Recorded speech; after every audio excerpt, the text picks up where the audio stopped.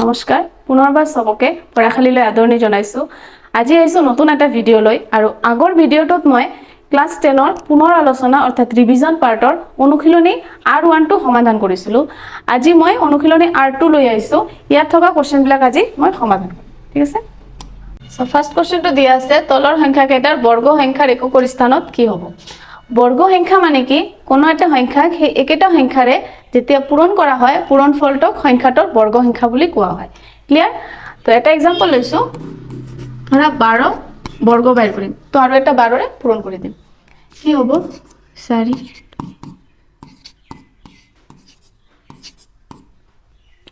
12 square মানে কি 144 clear তো ইয়াতে হদিছে কেইটামান সংখ্যা দিয়া আছে এইবিলাক সংখ্যাৰ বৰ্গ সংখ্যাৰ এককৰ স্থানত কি হ'ব তো প্ৰথমে সোৱা মই যেতিয়া 12 ৰ স্কয়াৰ বাইৰ কৰিছিলো তেতিয়া এককৰ স্থানত কি পাইছিলো 4 পাইছিলো কেনেকৈ আহিল 4 টো এই যে 12 ৰ যে এককৰ স্থানত 2 আছিল এই 2 2 পূৰণ কৰি আমি 4 পাইছো ক্লিয়াৰ তো ইয়াতে কেইটামান সংখ্যা দিয়া আছে এইবিলাক ইমান ডাঙৰ ডাঙৰ সংখ্যা আমাৰ পূৰণ কৰাৰ দৰকাৰ নাই আমি অকল এককৰ স্থান বিলাকহে দেখিম ইয়াতে এককৰ স্থানত কি আছে 2 9 0 7 এনেদৰে আছে তো এইবিলাকৰ বৰ্গ সংখ্যা আগতে জানি ল তো প্ৰথমে 0 স্কয়াৰ মানে 0 1 square = 1 2 square 4 3 square 9 4 square 16 5 square 25 6 36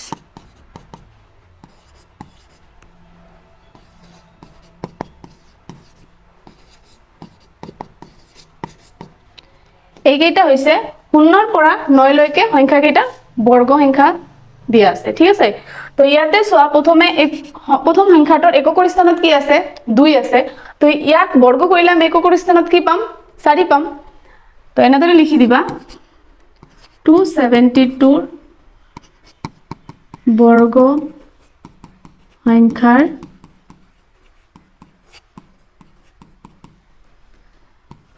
এককৰ স্থানত কি হ'ব 4 হ'ব ক্লিয়াৰ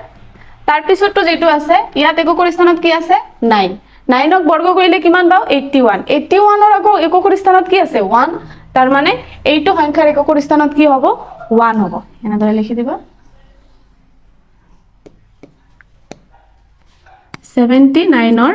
বৰ্গ সংখ্যাৰ এককৰ স্থানত 1 হ'ব ক্লিয়াৰ তাৰ পিছৰটো আছে এককৰ স্থানত কি 0 0ক বৰ্গ কৰিলে কি পাম 0 পাম এনেদৰে লিখি দিবা 4ৰ বৰ্গ সংখ্যাৰ এককৰ স্থানত 0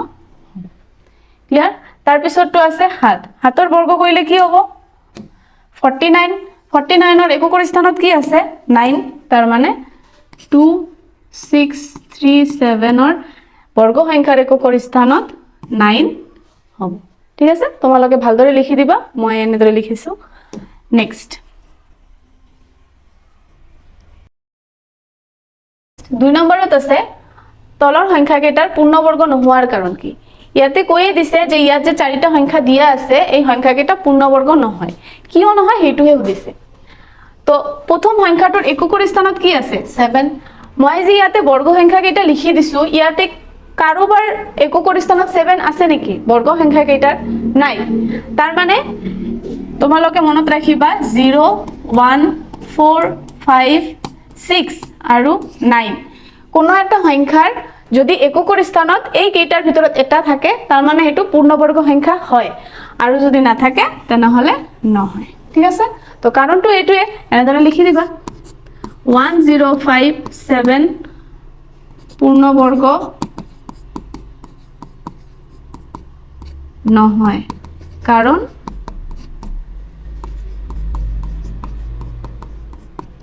এককৰ স্থানত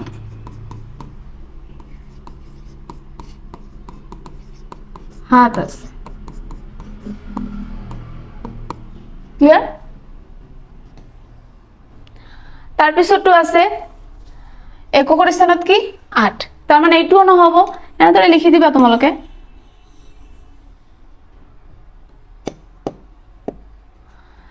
7 9 2 8 পূৰ্ণবৰ্গ সংখ্যা নহয় কাৰণ ইয়াৰ এককৰ স্থানত 8 আছে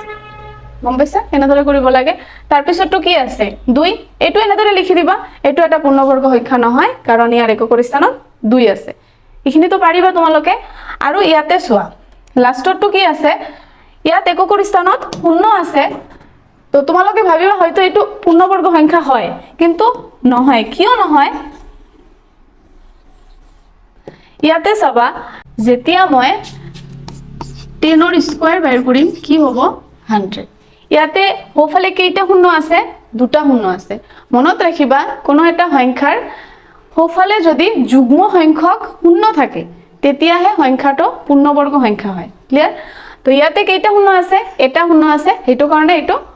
পূৰ্ণবৰ্গ সংখ্যা নহয় ইয়াতে এনেদৰে লিখি দিবা 640 সংখ্যাটো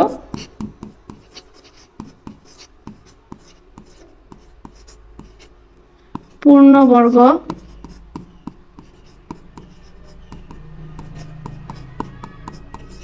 সংখ্যা নহয় কাৰণ সংখ্যাটোৰ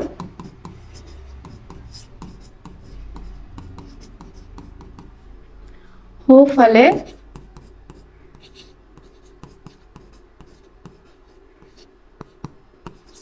অযুগ্ম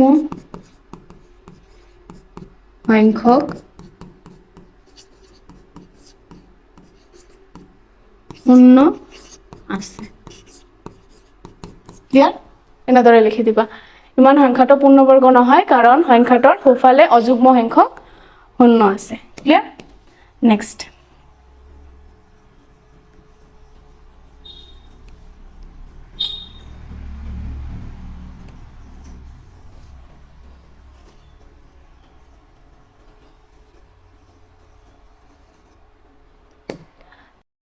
নেক্সট 3 নম্বৰত আছে তলৰ সংখ্যা কেইটাৰ বৰ্গ কিমান কোনো এটা সংখ্যাৰ বৰ্গ সংখ্যা উলিয়াবলৈ কি কৰিব লাগে সেই একেটা সংখ্যাৰে পূৰণ কৰি দিব লাগে তো প্ৰথমে দিয়া আছে 19 ইয়াৰ লগত আৰু এটা 19 আমি পূৰণ কৰি দিম 9 1 1 6 3 361 তো ইয়াতে লিখি দিবা এতেকে 19 square is equal to 361 এনেদৰে লিখি দিলে হৈ যাব তাৰ পিছত আছে 37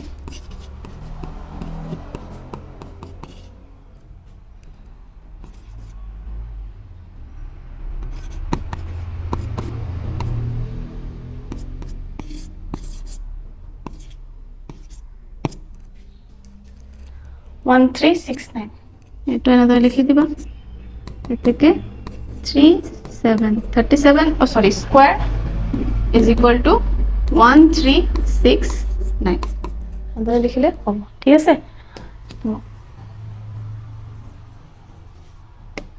তাৰ পিছত আছে 53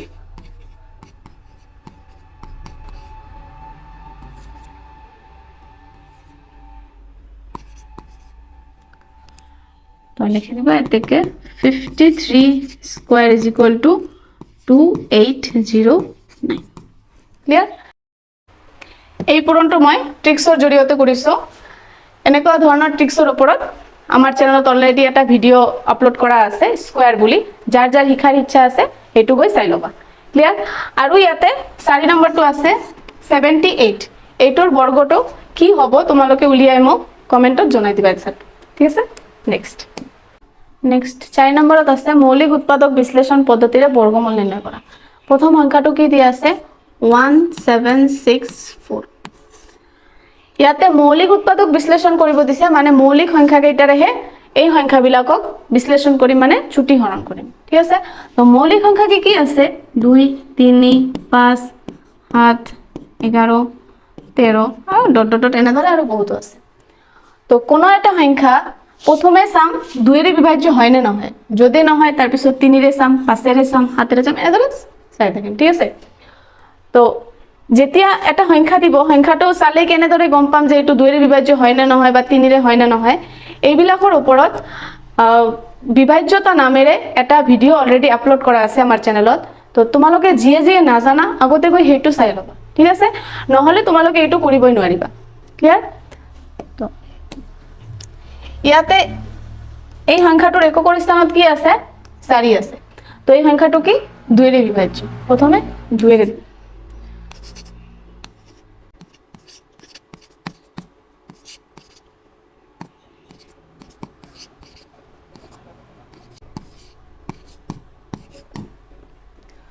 হৈছে, আৰু তো না যায়। তো এনেদৰে লিখি দিবা, এইটো ইয়াতে কৰি দি আছো। 1764 ইজ ইকুৱেল টু কি পাইছো? 2 পূৰণ 2 পূৰণ 3 পূৰণ 3 পূৰণ 8 পূৰণ। ইয়াতে এই বাহিৰৰ সংখ্যা কেইটা মই পূৰণ দি লিখি দিছো। ঠিক আছে, তাৰ পিছত চাবা ইয়াতে বৰ্গমূল উলিয়াব দিছে। তো দুয়োফালতে এটা বৰ্গমূল চিন দিবা। ক্লিয়াৰ? এতিয়া কৰিবা কি, এই সেম নাম্বারের এটাকে জোর মানে বনাই লবা। ঠিক আছে, ইয়াতে এই দুটারে একটা জোর হয়েছে, এই হাতে একটা জোর হয়েছে। ঠিক আছে, আর এই দুটা মানে জোরের পর এটা 2 লিখিবা, আর এই বর্গমূল চিহ্নটো উঠিয়াই দিবা। ঠিক আছে, তো ইয়াতে দুটার পর একটা 3 আহিব, আর এই দুটার পর হাত আহিব, আর এইটো পূরণ কৰিলে আমি কিমান পাম? 42। ক্লিয়াৰ?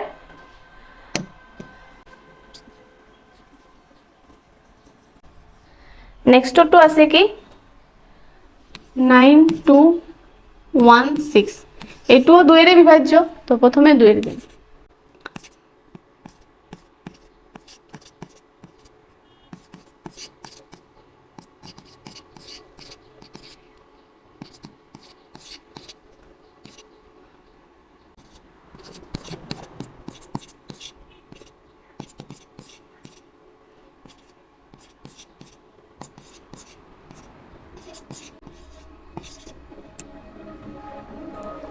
হৈছে,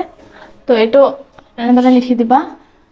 9216 ইজ ইকুৱেল টু কি পাইছো? কেইটা 2 আছে? এটা, দুটা, তিনিটা, চাৰিটা, পাঁচটা, ছয়টা, সাতটা, আঠটা, নটা, 10টা।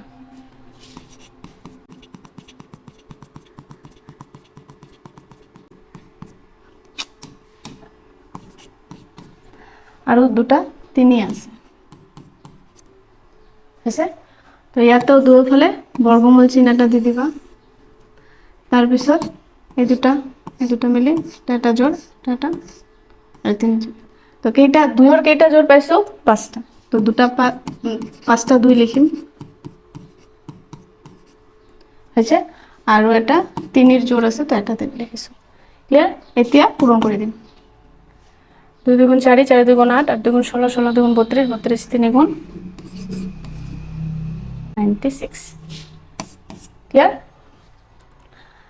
তাৰপিছত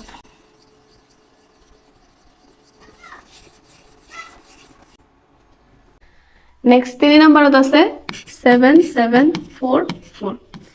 এইটোও 2 ৰে বিভাজ্য। তো 2 ৰে দিম।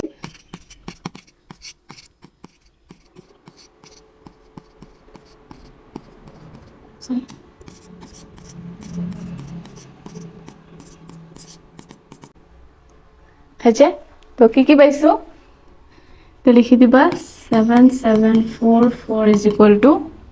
কেইটা 2 আছে? এটা, দুটা, তিনিটা, চাৰিটা, পাঁচটা, ছয়টা।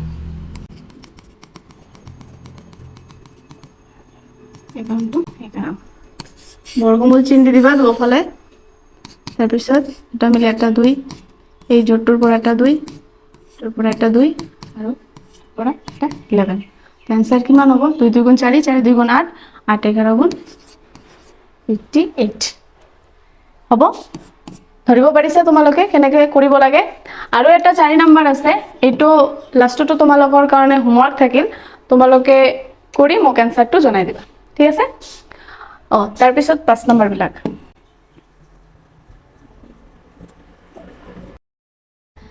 নেক্সট 5 নম্বৰত আছে তলৰ প্ৰতিটো সংখ্যাৰ বাবে আটাইতকৈ সৰু কি সংখ্যাৰে পূৰণ কৰিলে সংখ্যাটো এটা পূৰ্ণবৰ্গ হ'ব। তাৰ মানে ইয়াতে কি কৈছে? ইয়াতে দিয়া সংখ্যাবিলাক কি পূৰ্ণবৰ্গ সংখ্যা নহয়। ইয়াতে কিবা এটা সংখ্যা পূৰণ কৰিলেহে আমি পূৰ্ণবৰ্গ সংখ্যা পাম, কিন্তু আটাইতকৈ সৰু কি পূৰণ কৰিব লাগিব এইটোহে উলিয়াব দিছে। ঠিক আছে, তো আগৰ দৰে 1525 এই নাম্বাৰটোৰ উৎপাদক বিশ্লেষণ কৰিম। তো প্ৰথমে 5ৰে যাব,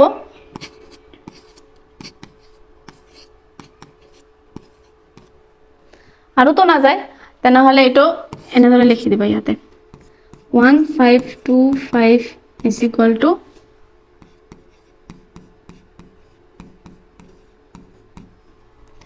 ইয়াতে চোৱা এই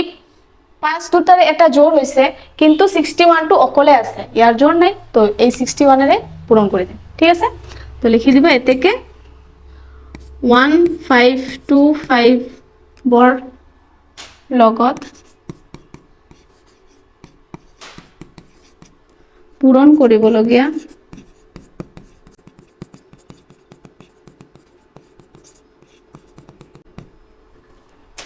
আটাইতকৈ সৰু সংখ্যাটো হ'ল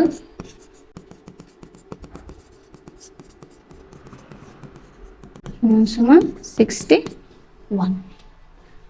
ক্লিয়াৰ তাৰ পিছতটো কি আছে 1008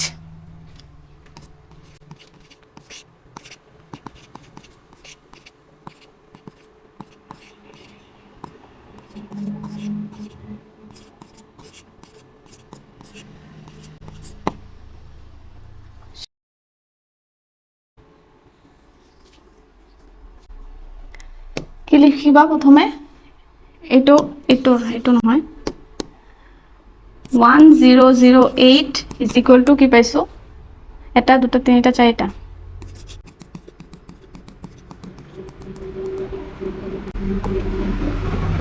এই দুটা মিলি এটা জোৰ এই দুটা সাতটো অকলে আছে তো পূৰণ কৰিবলগীয়া সৰু সংখ্যাটো কি হ'ব 7 1008 ৰ লগত পূৰণ কৰিবলগীয়া এটা সৰু সংখ্যাটো হ'ব ক্লিয়াৰ নেক্সট 3 নম্বৰটো তোমালোকে ঘৰতে কৰিবা ঠিক আছে আৰু 4 নম্বৰটো মই কৰি দি আছো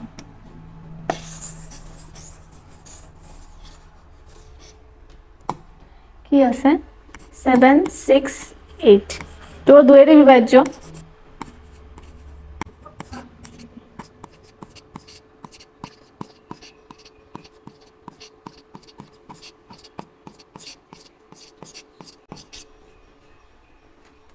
তো আমরা লিখি দিবা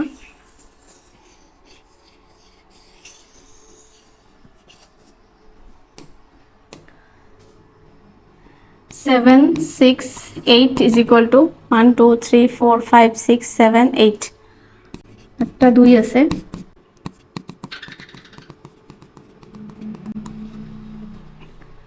ঠিক আছে তো এতেকে 768 ৰ লগত পূৰণ কৰিবলগীয়া আটাইতকৈ সৰু সংখ্যাটো কি হ'ব 3 কাৰণ 3 টো অকলে আছে হয় না তো ধৰিব পাৰিছা এইখিনিয়ে আৰু এতিয়া নেক্সট 6 নম্বৰত আছে তলৰ প্ৰতিটো সংখ্যাৰ বাবে আটাইতকৈ সৰু কি সংখ্যাৰে হৰণ কৰিলে সংখ্যাটো এটা পূৰ্ণবৰ্গ হ'ব আগৰটোত কি দিয়া আছিল মানে সংখ্যাটোৰ লগত কি পূৰণ কৰিলে এটা পূৰ্ণবৰ্গ হ'ব এতিয়া দিছে কি হৰণ কৰিব লাগিব ঠিক আছে তো একেদৰে কৰিম আমিও 468 এই সংখ্যাটো প্ৰথমে মৌলিক উৎপাদক বিশ্লেষণ কৰিম তো প্ৰথমে এটো দুইৰে বিভাজ্য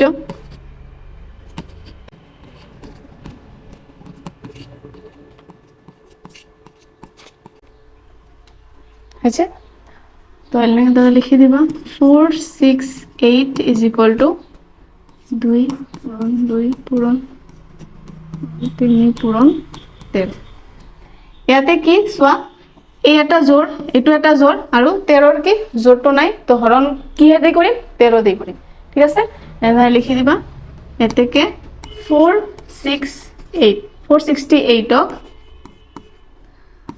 13 ৰে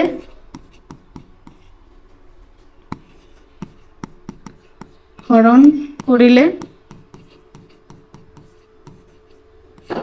সংখ্যাটো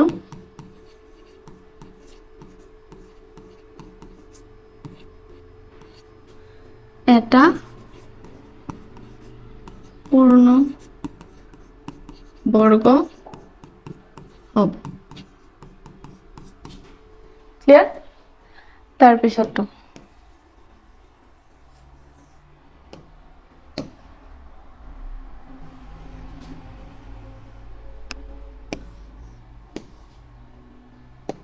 তাৰপিছতো কি দিয়া আছে 1584 এইটো কিহেৰে বিভাজ্য 2 এৰে প্ৰথমে 2 এৰে দিম 9 6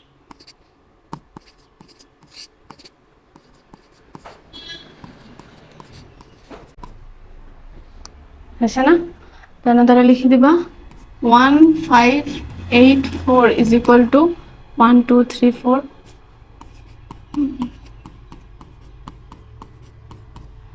দুটা 3 আৰু এটা 11 তো এটো এটা জোড় এটো এটা কাৰ জোড় নাই 11 তো 1548 ক 11 ৰে হৰণ কৰিলে সংখ্যাটো এটা পূৰ্ণবৰ্গ হ'ব ঠিক আছে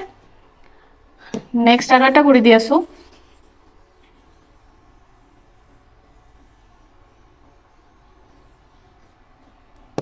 নেক্সট তো তোমালোকৰ কাৰণে হোমৱৰ্ক থাকিল 3 নম্বৰটো ঠিক আছে আৰু 4 নম্বৰটো মই কৰি দি আছো 4 নম্বৰটো কি আছে 1620 কি এৰে যাব 2 এৰে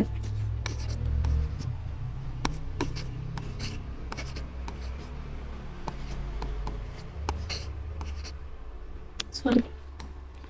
3 রে যাব এতিয়া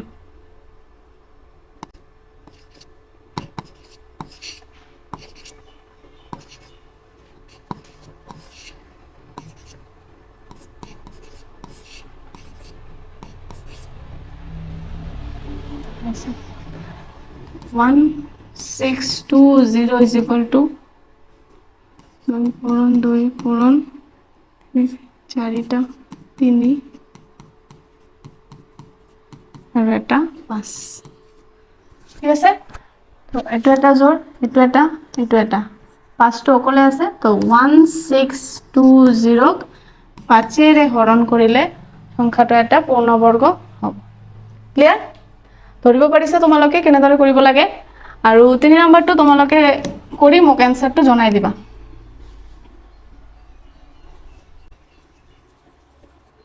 নেক্সট 7 নম্বৰ দিয়া আছে হেনাৰ কেম্প এটাত নায়কজনে 1764 জন সৈন্যক বৰ্গাকাৰ ৰূপত এনেদৰে থিয় কৰালে যাতে দীঘে পথালিয়ে হাৰিবোৰত সমান সংখ্যক সৈন্য থাকে প্ৰতি হাৰিত কেইজনকৈ সৈন্য আছে ঠিক আছে তো প্ৰথমে কি কৈছে এটা বৰ্গাকাৰ ৰূপত সৈন্যবিলাকক থিয় কৰাইছে তো ধৰা সৈন্যবিলাকক তিনিটা হাৰি বনাইছে ঠিক আছে আৰু হাৰিবোৰতো তিনিটাকে তিনিজন কৈ আৰ কি সৈন্য থিয় কৰাই দিছে বুজিছা তো তাৰ পিছত কৈছে কি তেনেহলে কিমানটা হাৰি বনাইছে আৰু হাৰিত থকা সৈন্য কিমান জন কৈ আছিল এনেদৰে কোশ্চেনটো কৰিছে তো প্ৰথমে দেখিবা সলিউশন দিয়া আছে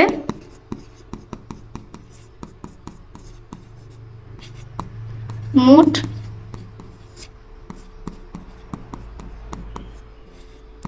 সৈন্যৰ সংখ্যা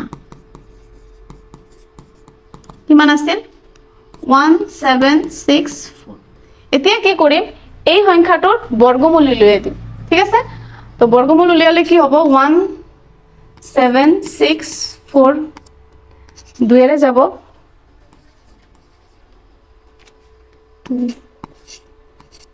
441 3 এৰে যাব 14 7 3 যাব 4 9 7 যাব যে তো এনে লিখি দিবা এতেকে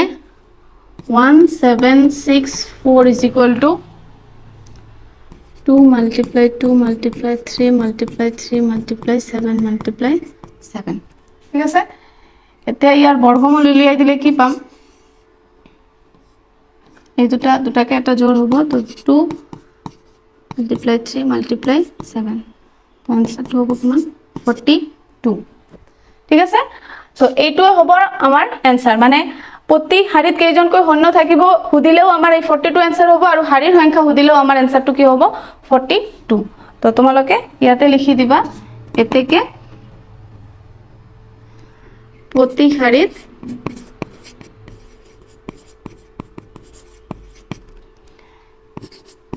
42 জনকৈ সৈন্য আছিল